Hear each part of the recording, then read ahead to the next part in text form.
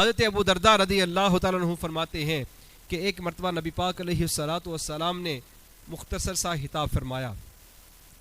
خطاب ارشاد فرمانے کے بعد نبی پاک علیہ السلام نے حضرت سیدنا ابو بکر صدیق رضی اللہ تعالیٰ عنہ کو کھڑا کیا اور کہا صدیق خطاب کرو. نبی پاک علیہ السلام نے پہلے خطاب کیا, پھر صدیق اکبر رضی اللہ تعالیٰ عنہ کو کھڑا کیا کہ اب صدیق تیری باری ہے, تو خطاب کر. سیدنا صدیق اکبر رضی اللہ تعالیٰ عنہ نے مختصر سا خطاب کیا, اور جتنا خطاب نبی پاک علیہ السلام نے کیا تھا آپ رضی اللہ تعالیٰ عنہ نے ان سے کم خطاب کیا.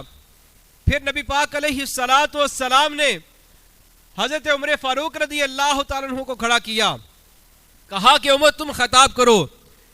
پھر حضرت عمر فاروق رضی اللہ تعالیٰ عنہ نے جب خطاب کیا تو آپ رضی اللہ تعالیٰ عنہ نے نبی پاک علیہ السلام اور سیدنا صدیق اکبر رضی اللہ تعالیٰ عنہ سے کم خطاب کیا.